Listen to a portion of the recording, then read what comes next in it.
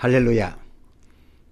우리 영혼에 유익하고 하나님의 영광을 위한 시간입니다. 읽을 성경은 고린도전서 11장 2절과 16절입니다. 너희가 모든 일에 나를 기억하고 또 내가 너희에게 전하여 준 대로 그 유전을 너희가 지킴으로 너희를 칭찬하노라. 변론하려는 태도를 가진 자가 있을지라도 우리에게나 하나님의 모든 교회에는 이런 규례가 없느니라. 아멘. 히브리 율례에 대한 바울의 해석입니다.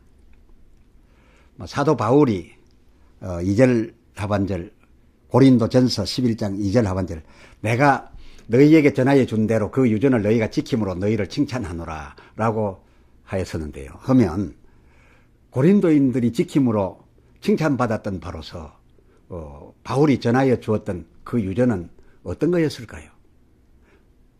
이 유전은 두말할 나위 없이 하나님께서 명하셨던 히브리 율례이겠습니다. 바울이 본장 고린도전서 11장에서 다룬 것은 이 여러 유전 중 그 머리에 쓰는 것에 관한 거였습니다. 4절, 무릇 남자로서 머리에 무엇을 쓰고 기도나 예언을 하는 자는 그 머리를 욕되게 하는 것이요. 5절, 무릇 여자로서 머리에 쓴 것을 벗고 기도나 예언을 하는 자는 그 머리를 욕되게 하는 것이니 라고 하였는 바, 이는 공회에서의 공적 직무를 맡은 자로서 그 공간 그 시의 수행자가 남자이면 머리에 도무지 쓰지 말아야 하고, 또 그가 여자이면, 그 맡은 자가 여자이면 반드시 머리에 써야 한다는 것입니다. 여기 성경의 그렇지 아니할 경우 욕이 될 그 머리들은 과연 누구의 머리였을까요?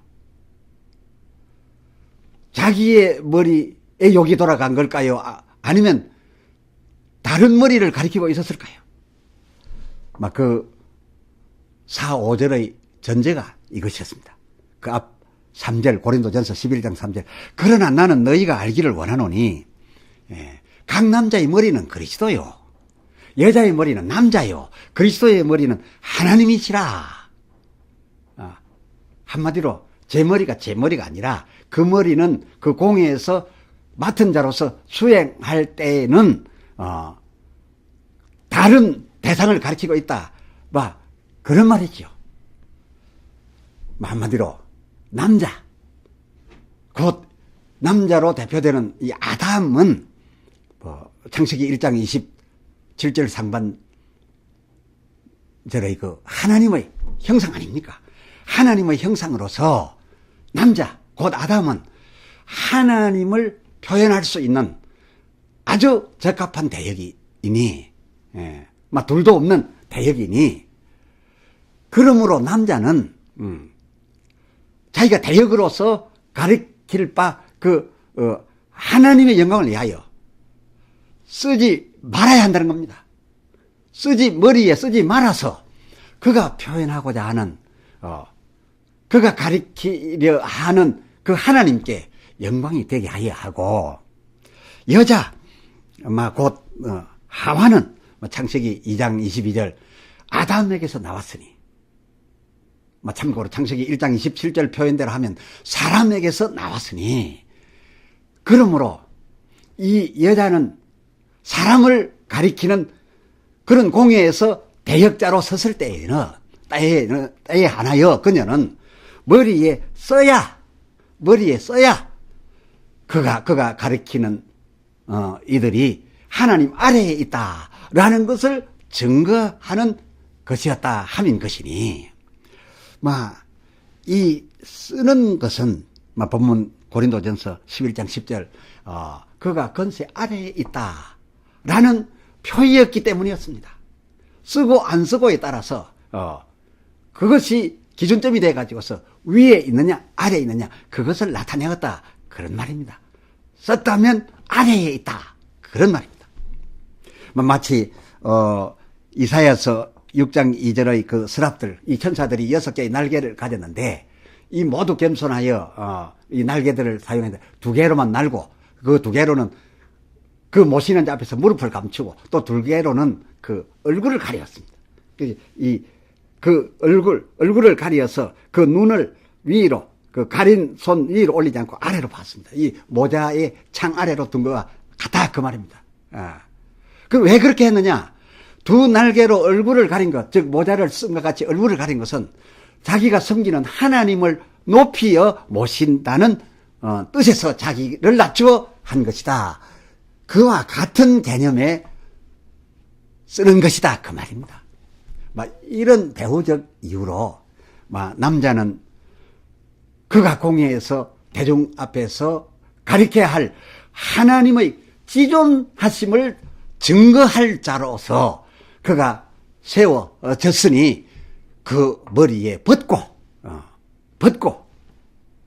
그리고 또 피조물인 모든 천사와 인생은 조물 주신 하나님 아래에 있다는 것을 증거하여야 할 자로 세워진 공회에서의 맡은 그 거룩한 순서를 맡은 여자는 그런 의미에서 하나님 아래에 있는 인생이요 천사이다 라는 대역자였기에 그런 의미에서 머리에 쓰라라고 했던 것이니 여자는 물론 남자가 그 머리에 써야 할 존재임을 자기가 가리키는 남자가 써야 할 존재임을 증거하여 그 여자가 머리에 쓴 것이니까 그 여자 머리에 쓴 것이 자기를 가리키는 것이 아니라 자기가 가리키고 있는 남자가 써야 할 존재임을 가리켜 여자가 썼던 거다. 그런 것인데 이러한 뜻을 잘 헤아리지 못하고 고린도전서 11장 4절 남자의 머리와 그 5절 여자의 머리에 쓰고 말고 하는 것이 마치 남자 제 머리의 건의는 여자 머리에 위에 있다. 여자 건의 위에 있다. 라고 하는 자기 건의를 가리켜 자기 머리에 쓰고 벗고 한 것으로 잘못 알고서 그 남자는 여자 위에 있고 그리고 여자는 그 남자 아래에 있어야 한다라고 여겨서 그렇게 차별을 두고 있는 것을 우리가 확인할 수가 있습니다. 여러 가지 면에서 여가 교회 안에서마저 지금 차별되고 있는데 실제로 이 성경이 가르치는 바는 뭐냐? 위로 하나님, 그 아래에 인간, 이것을 증거하지 않는 경우에는 그런 성차별을 하라고 이 율례를 준 것이 아니다 그 말입니다. 그래서 고린도전서 11장 11절 너희가 쓰고 안 쓰고 하는 것으로서 남자는 여자 위에 있는 것처럼 알고 여자는 남자 아래에서 복종만 해야 되는 것으로 그리 알고 있지만은 11장 11절 그러나 주 안에는 그러나 하나님 안에는 남자 없이 여자만 있지 않고 여자 없이 남자만 있지 아니하니라. 그리고 그 12절 여자가 남자에게서 난 것 같이 남자도 여자로 말미암아 났으니 그러니 주 안에서는 남녀 간에 누가 위이고 아래일 수가 없다 겁니다. 누가 위이면 누가 아래이겠느냐 그 말입니다. 남녀 각각이 회당에서 공적인 직무를 맡아서 할 때에 그것도 하나님을 나타내고 인간을 나타내고 할 때에 벗거나 써야 하는 것이고 그 벗거나 쓰는 것도 자기의 위치를 말한 것이 아니라 자기가 가리키고 있는 그 대상이 이러한 것이다 라고 해서 쓰거나 벗는 것이지 그것을 가리키지 않는 그 외의 모든 공동체 교회 안에서의 생활에 대하여 남녀에게 차별을 두라고 이 율례를 내리신 것이 아니다라는 그겁니다. 고린도전서 11장 14절 만일 남자가 긴 머리가 있으면 여자같이 기르면 자기에게 욕되는 것임을 본성이 너희에게 가르치지 아니하느냐. 남자는 여자처럼 머리를 길게 늘어뜨리면 부끄러워시 하죠. 본성 누가 말 안 해도 본성이 너희에게 그렇게 가르치지 아니하느냐. 15절 만일 여자가 긴 머리가 있으면 자기에게 영광이 되나니 긴 머리 기르기를 여자가 좋아하게 되나니 본성적으로 남자는 머리를 짧게 하는 것을 기쁘게 여기고 여자는 길게 하는 것을 자기의 기쁨으로 영광으로 여기나니 그 남자의 짧은 머리는 그 지금 율례 가운데 나온 쓰지 않는 것을 대신하고 여자의 긴 머리는 쓰는 것을 대신하는 연고로 그렇습니다. 요즘 교회 안에서 긴 머리, 짧은 머리 되면 쓰거나 벗거나 한 것과 같다 그 말입니다. 그렇게 되는 것을 서로 즐겨하나니 각각 즐겨하나니 하나님은 권세 위에 있고 천사들을 비롯한 모든 인생은 그 권세 아래에 있음을 남녀 각각이 본성적으로 알고 천사는 더 말할 것도 없고 더 지혜로우니 알아서 다 자기가 낮추고 무릎도 꿇고 무릎도 가리고 다 했습니다만은 우리 인간들도 본성적으로 그렇게 알 뿐만 아니라 그러한 사실을 즉 하나님은 위에 계시고 우리 인생은 아래에 그의 아래에 있다라는 것을 나타내는 것을 싫어하지 아니하고 오히려 본심이 본성 안에서부터 그것을 기뻐한다라는 그겁니다. 참 원래부터는 제대로 된 본성을 가졌던 거죠. 창세 이래 온 인류 곧 남자와 여자의 본성이 그 유전자적 특성에 따라서 조물주 하나님은 위에 계시고 피조물인 천사와 우리 인생들은 그 아래에 있을 뿐임을 스스로 인정하고 하나님이 위에 계심을 나타내기를 즐겨하여 그 남자들은 하나님이 위에 계시다라는 것을 즐겨 여기서 머리를 짧게 깎는 것을 자기 영광으로 알고 여자들은 남자들 자기가 가리키는 그 남자가 하나님 아래에 있다. 우리 인생은 모두 하나님 남자를 비롯한 자기 심지어 천사들까지도 모두 그 하나님 아래에 있다라는 것을 본성적으로 여겨서 그 머리를 그 여자들은 길게 하는 것을 즐겨하여 남자는 그 머리에 벗고 여자는 그 머리에 쓰고 즉 짧고 기르기를 남자는 짧고 여자는 기르기를 좋아하거늘 그렇게 돼서 그렇게 하는 것이거늘 그 머리가 짧고 긴 것이 즉 모자를 쓰거나 안 쓴 것이 어찌 누구는 높고 누구는 낮다라는 것을 가리켰겠는가 그 말입니다. 이제 이 고린도전서 11장을 정리해 드리려 합니다. 바울 사도께서 고린도인들에게 그 2절 너희가 모든 일에 나를 기억하고 내가 너희에게 전하여 준 대로 하나님의 히브리 율례 그대로 그 유전을 지켜옴으로 너희를 칭찬하노라. 그 유전 그대로 하고 있었던 모양입니다. 이 바울 시대에도 그 유전대로 하는 것 나름으로 큰 의미가 있으니 성경이 바라는 의도대로라면 칭찬하노라. 그러나 그들이 제대로 의도를 알고 그렇게 한 것이 아니라 자기가 높고 낮고 그거 쪽으로 갔던 것 같아요. 성차별을 하는데 그걸 썼던 것 같아요. 그래서 그러나 그 3절 그러나 나는 너희가 알기를 원하노니 라고 하고서 지금까지 제가 여러분에게 오늘 설교한 이 내용들을 저들에게 알려준 겁니다. 그게 고린도전서 11장 오늘 본문 읽었던 2절과 16절 그 사이의 내용들을 일러주었던 겁니다. 그렇다라고 한다면 한마디로 너희가 지켜오는 그 율례 곧 남자는 여자의 머리 그래서 여자는 남자보다 낮고 오히려 종이어서 남자에게 복종하여야 되고 라고 하는 이러한 너희의 그 사상이 너희의 사상이 너희 남편과 아내 사이에, 남자와 여자 사이에, 너희 사이에 높고 낮음을 정해가지고서 그렇게 하라고 명한 것이 아니라 그리스도와 교회에 대하여 말한 것이다.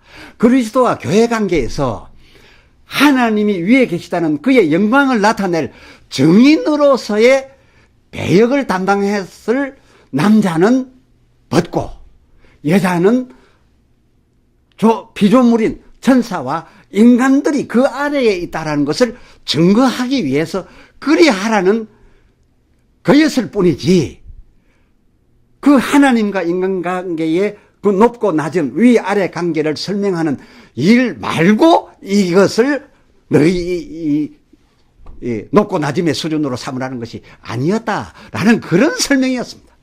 따라서 이 모든 말씀들을 종합해서 볼 때 여자들이 차도르를 쓰는 것도 성경이 바라는 의도에 따라서 했다면 참으로 옳은 것이고, 유대교 남자들이 우리는 벗는 줄 알았는데 벗지 않고 오히려 종종 우리가 뉴스들을 통해서 봅니다만은 긴 검은 통모자를 쓰는 것도, 그리고 랍비들이 그 머리를 덮는 납작한 그 키파를 그 머리에 덮는 것도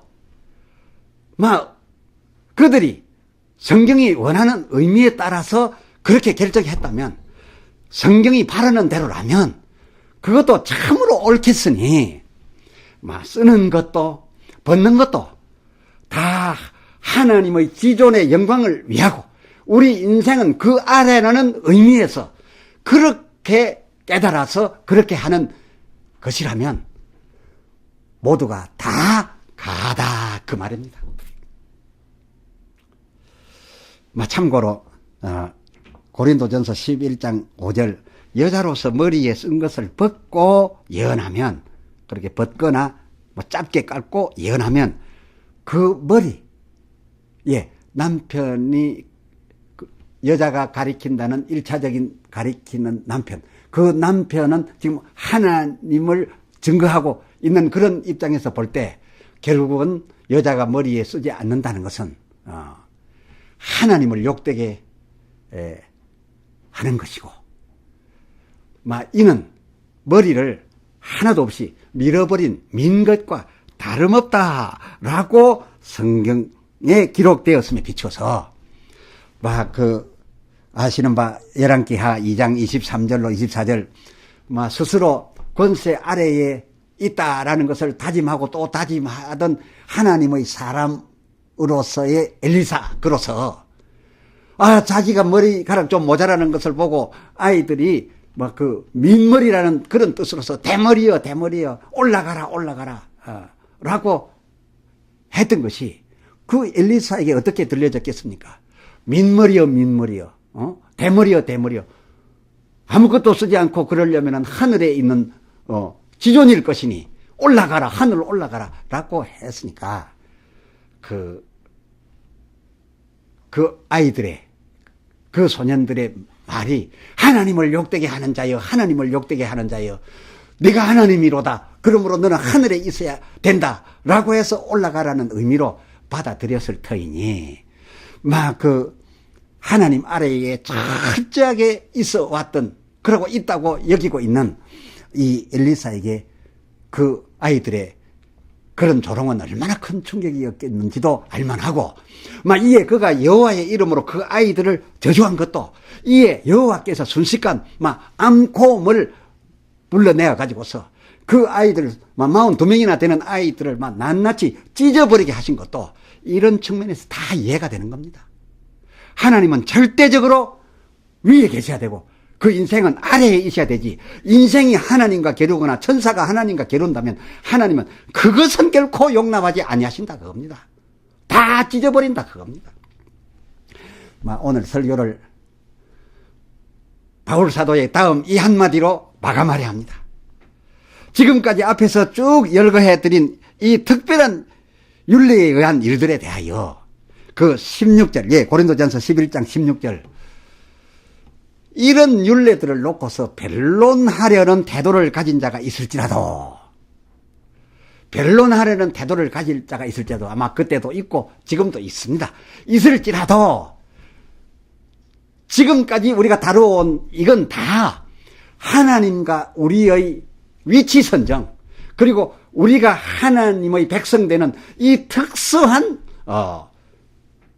관계, 그의 가족 되는 이 세상에 없는 특별한 그런 하나님 나라에만 있는 그런 진리로서 그것을 설명하는 다만 설명용일 뿐인 것이지, 실제로 이 율례를 우리들의 이 사회나 오늘날 이 모든 교회 안에서 일반 공동체 생활에도 사용하라는 것이 결코 아닌즉, 오늘 바울의 이 마지막 한마디로 지금까지 다룬 하나님의 이런 히브리 율례는 우리에게나 이 사회에나 이 교회 안에는 이런 규례가 적용될 수 없고 실제로 없느니라. 이것이 오늘 하나님의 히브리 율례를 마감하는 갈렙 설교의 결론입니다.